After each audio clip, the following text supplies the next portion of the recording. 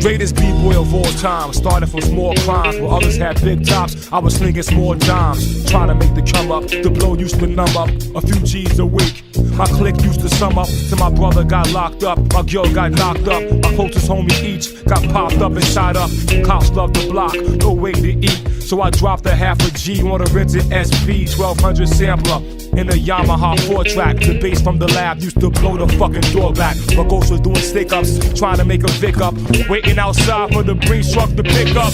Nothing would work, so we back to chopping nicks up, giving grown-ass women 2 vows for a dick suck. When I was stressed, I would head to the rest, then the pads on the SP 12 got pressed, making beats for the streets so the family could eat. In 93, Wu-Tang Clan dropped their first LP. We went platinum.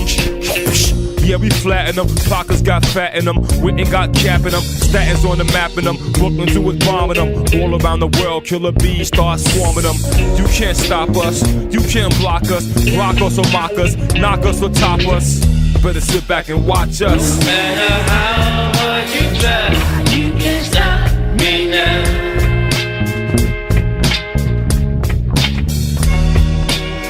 No matter how hard you try, you can't stop me now.